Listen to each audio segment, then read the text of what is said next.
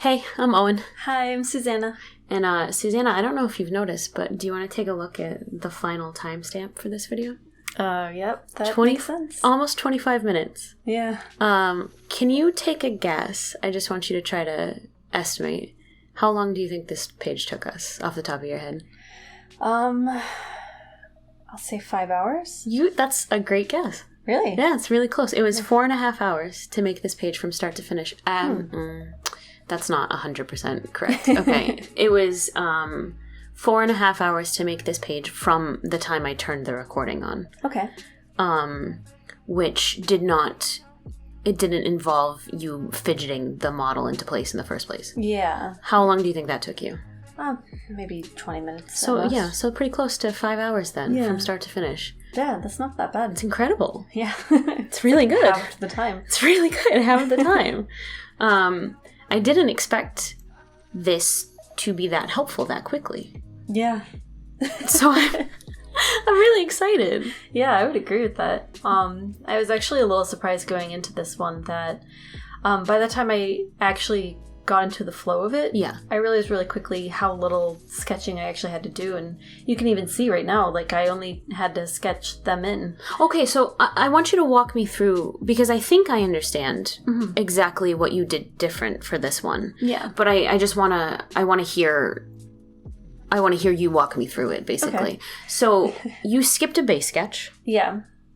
I skipped it entirely. So this time I actually, when I went in and got screenshots of the direction that I wanted to face in the room from the model, and then I gave that to you and had you put words on it with just that. It was like maybe like I drew a circle to where their head would be. Right. And then once you gave me back the words, it actually gave me a better idea of where I should be looking in the room. Right. So I ended up getting a second set of the photos of the base model, but it ended up saving me a lot of time because by that point it's just like I had like a rough draft of where I wanted to be facing. Right. But once you put the words, I knew where I should be facing. I think I asked you, can I simplify that even further? Yeah. But that's pretty much I think where it that's needs to be. The best place to do it. Because in the end, all I did from there was just take the screenshots again and paste them in, and I just used that as my sketch for the background. It was quick to do, even though it took 2 rounds of having to take screenshots of this 3D model. Yeah. It was still quick to do it that way. And there definitely is no way to do it where we only do 1 round, right? I think it would be kind of... I think it would end up not looking as good as it could. Sure. Because I feel as though you should always adjust after you know where the words are going to go. Okay. And I can never guess exactly where the words should go until they're on the page, and I see how much actual space and real estate they're going to take. Okay. Because before then, we only have a rough idea of, you already put the words down, like, in your notebook, but I don't know where those words are going to fit on the page. Right. So until I give it to you and you show me where you're going to put them, I'll know then, like, oh, okay, I actually need a lot more space here, so I need to focus the background a little more to the left. Right. Or I need to give, like, a little bit more of a view of, like, a photo or something in the corner. And we've talked a little bit about whether it would save us any time if I did a more fleshed out thumbnail. Yeah. Let's say if I were to do the thumbnail digitally and then try to recreate the closest, basically trying to create your base sketch, but in my style.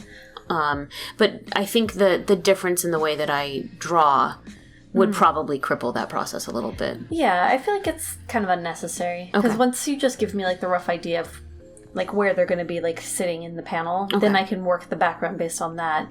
And then once I see where the words are, I can actually make it all tie together a lot better. Okay. So it ended up working really well with this. So that first stage, I think the only thing that would shave time off that and make it slightly more convenient is really optimizing that model.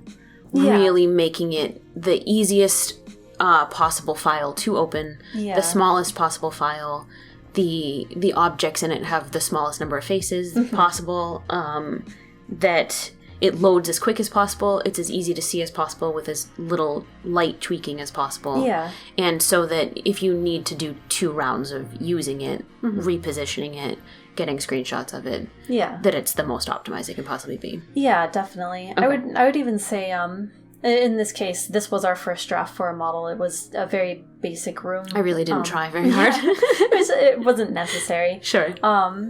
because of that, whenever I went in and actually like put it into the model in Clip Studio to be able to get the photos from it, I ended up having to like invent another layer on the bookshelf, or I ended up having to invent a little bit more size to the monitor, or shave the desk down just slightly for an angle or something. Okay.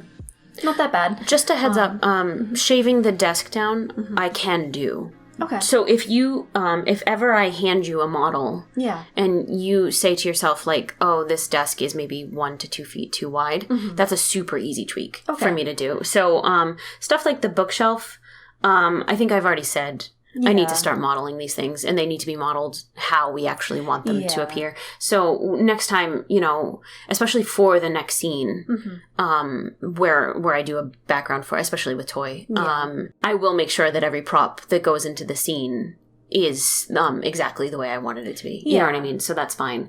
But when it comes to an item that's it's easy to adjust. All you want is like the size of it to be slightly different. If you want the length of the desk to be slightly different, then that's as simple as me going into the assets dimensions and just changing a couple numbers. So. Yeah, that makes a lot of sense.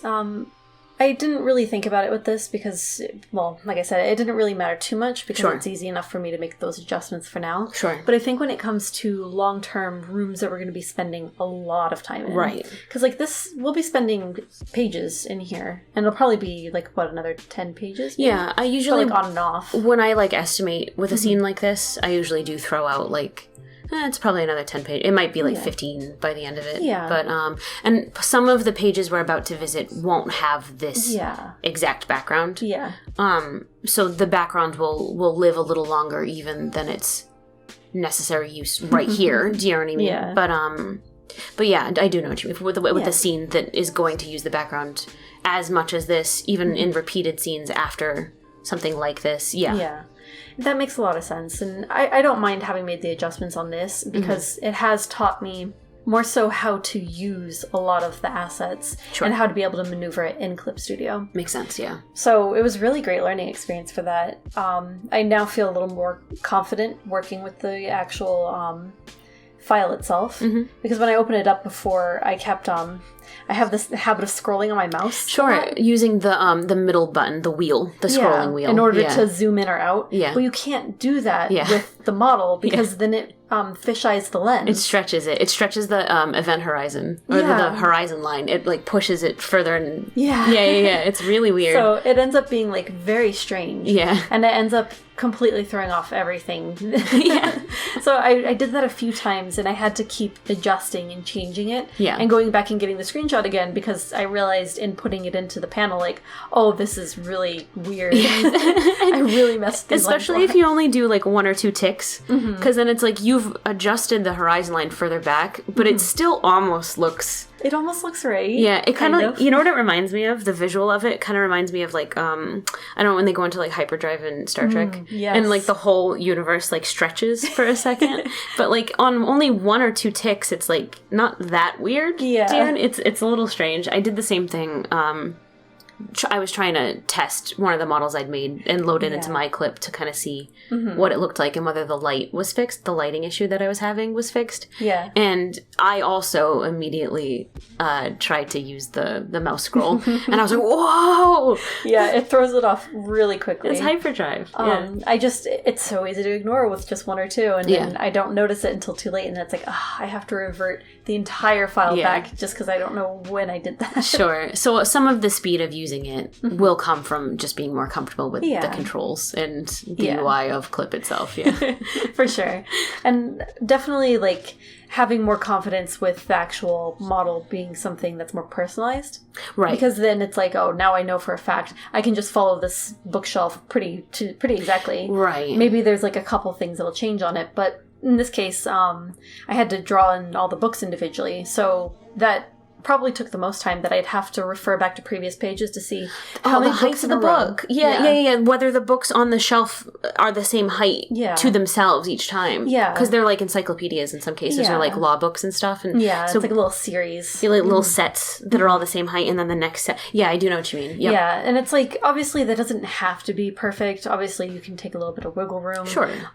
Most people aren't even going to look at it or care, but like, something does get a little thrown off if I really drastically change it. Yeah. And it's like, I used to care a lot less about it, but then like in looking back on it, it's like, I could just look at it and count 5. I could take an extra like 5 minutes just to make sure that this is, because it's not as though you're detailing them super detailed, just to make sure. But I do see that having the model reflect those heights of those, you see it right now even, having the model reflect the heights of the books will, even if it's not individually rendered books on the model, if you just had like an edge that's like, here's the part that's this height and this part that's like 2 inches shorter, then you could just like go through and then the details would be easy for you to render yourself. Yeah, that makes sense. It would make it so much faster just for that. But in the end, it didn't really super throw it off.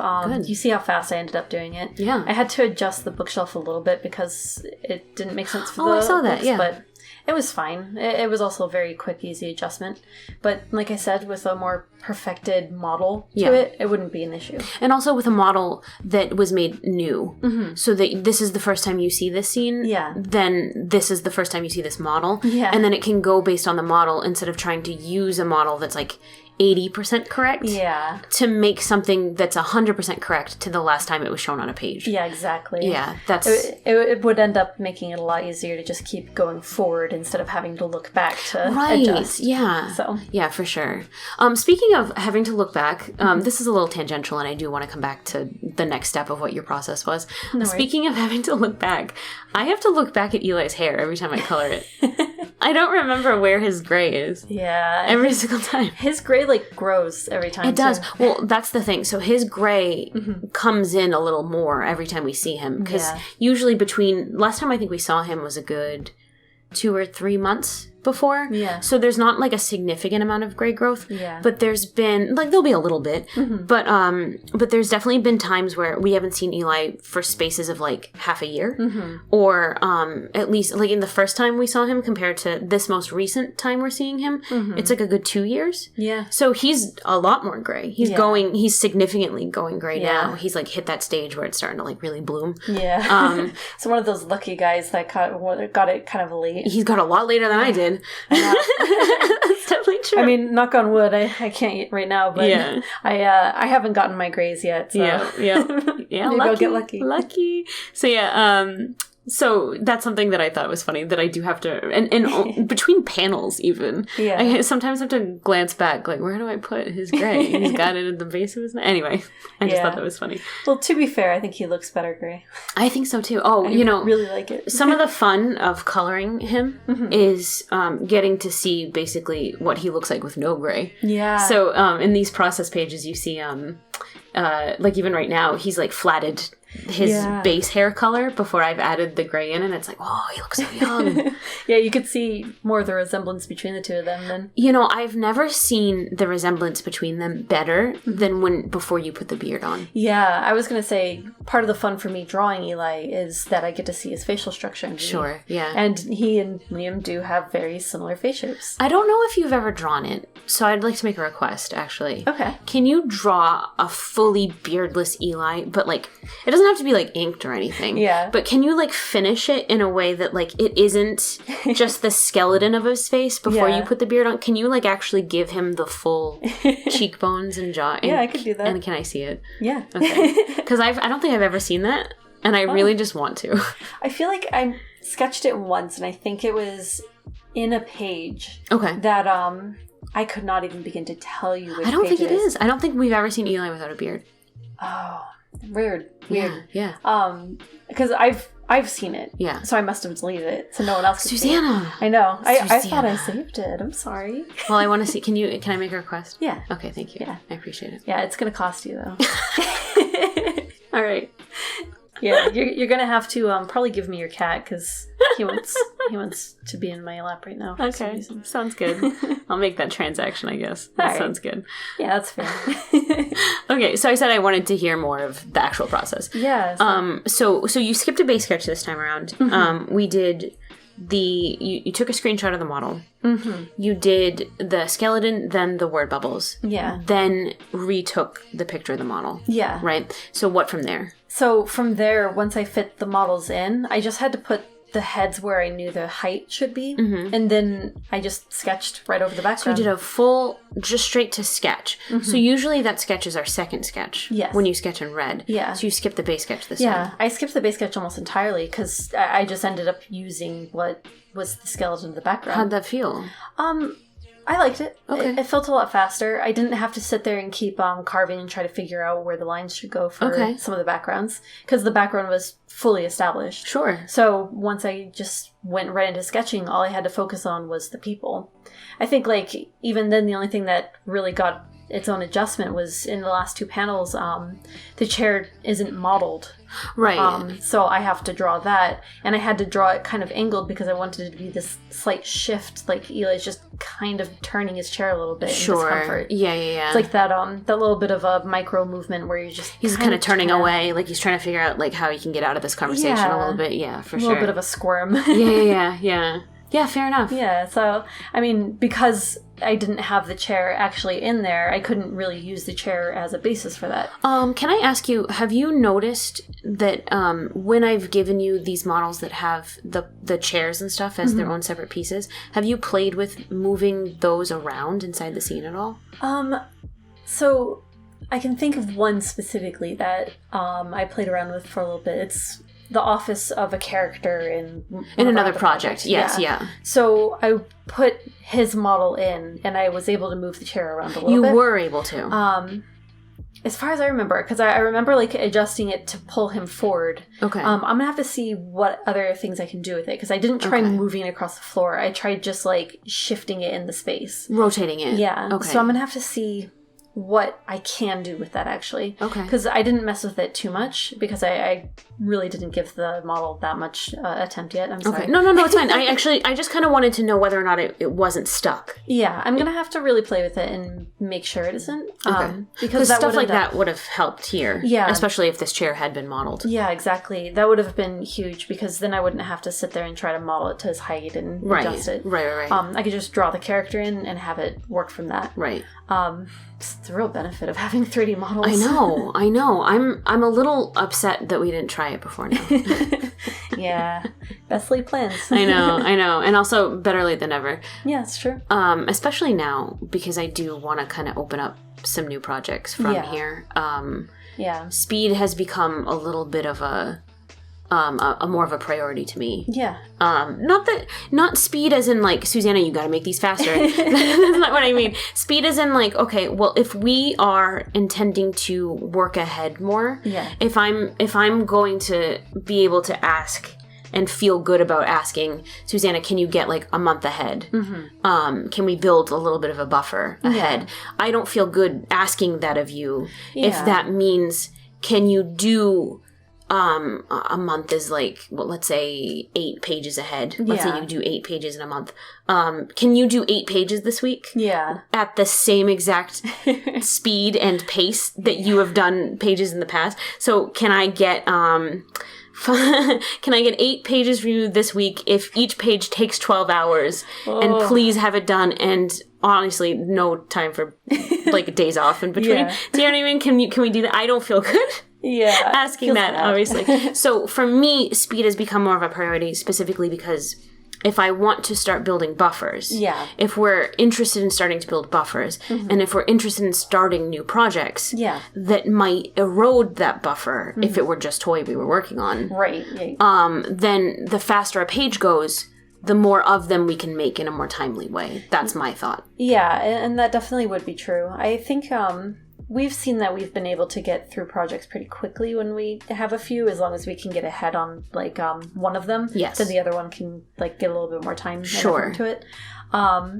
Right now, like, toy does take up a lot of our time because it is like hours and hours of work. So the fact that we got this down to 5 hours does make a huge difference. I'm so heartened, Yeah, especially because I do have other pages for other projects that I am working on right now. Right. And that's been taking away from me being able to get ahead on toy. Right. So if I can shave off the time on toy, I can dedicate my time back to those, finish them up, and work on the other projects that we need to work on. Some of it is also, it's not quite just, how do I make this one page faster? Yeah. Because because, you first of all, you don't want to sacrifice quality. Yeah. You don't want it to look like it was rushed more. You want it to look like the same quality that it was before. Yeah. But part of the reason why toy takes us as long as it does now is because our, it's not scheduling, our process is not fine-tuned. Yeah. Do you see what I'm saying? Our method isn't honed. Our method is not as smart. Fine-tuned. As fine-tuned smart as it could be. So pretty much every page we make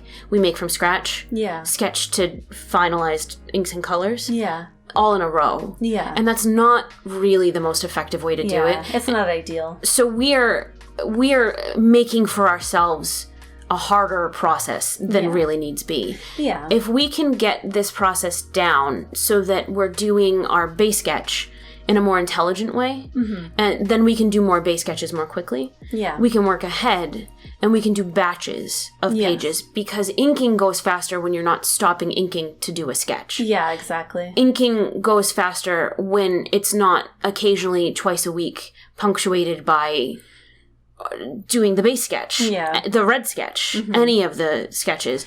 Having all the different pieces that I had to sit and focus, put my brain into that mode and reconsidering and rethinking about and starting over from scratch. Yeah. Which part of the process you're doing over and over and over again. That's not the best way to do it. Yeah. And I think we both recognize the way we make toy is not optimal. And the reason we do it that way is because this is what you can't. We're not doing a more optimized version because this page needed to go up tomorrow. Do you know what I mean? We haven't had the opportunity to really sit and evaluate. Right. I think that's been a real benefit of having these videos, is being able to sit and evaluate and talk about it. Tangibly think about the problem. Actually have to sit down and really get into the meat of what is the issue for on your end? What is the issue on my end? Right. Where could we actually really resolve it? How we can make it faster? I think the reason why it got where it was, and obviously it's been like this for so long, is simply because it's this one has to go up. Yeah. We have to finish this one because we don't have time to do a batch. Yeah. Right? But in the end, at least we finished that one. That's and I think that's what we kept telling ourselves. Yeah. At least this one's done. It's fine. Keep moving, keep moving. We'll figure it out. We'll keep going. Maybe we'll find something. Yeah. And I think, in the end, a lot of the time, it is easy to get really scared out of things because it's I need to keep going. Because if I stop and really think about it, I'm going to probably mess up my whole thing. Right. I have done that before. Exactly. I sat and tried to change something about my method, and it ended up taking 3 times as long because I didn't know what I was doing. Right, exactly. And then, who has time to experiment? This page has to go up, and then, let's say you're doing an experiment that you hoped would make your process faster, but then all of a sudden, it's Wednesday, and your page was meant to go up Monday, and it's no. So, you're right. I think we have been somewhat nervous to experiment because it's you don't want to break the process that does exist because at least it works enough. So if it ain't broke, why fix it? But it is broke. It was broke. It is broke. So no, I'm really excited.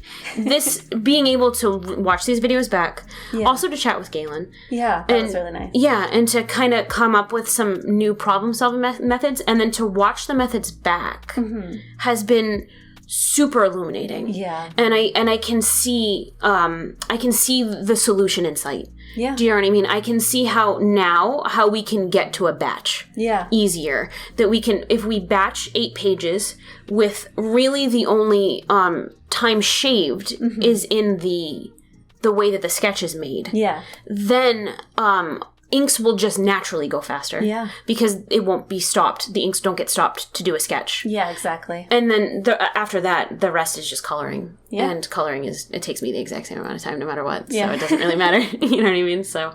That's exciting. Yeah, I'm really, I'm thrilled. And I'm thrilled I said it before, but I said before how it'd be interesting to see this in 10 pages. Yeah. But I'm thrilled that we're seeing it now even. Yeah. It's a lot quicker than even I could have guessed. So I'm really, really excited about that. Me too. And I hate to cut you off so early, but SUZANA, this video is not that long. It was a fast one. It was not that long because it just went that much faster. So I'm happy for it. Hooray. So congratulations. Yeah, you too. Thank you. So thank you also for getting to the end of this. Yeah. If you watch this, I'm thrilled. Me too. And I'm excited to share this really exciting process with you. Yeah, I hope it's been a lot of fun to kind of join in on. Yeah. Thanks for making a time capsule with us. Yeah, that's been entirely the process, and I really like it. For sure. Thank you a lot. Have a good one. Have a good one.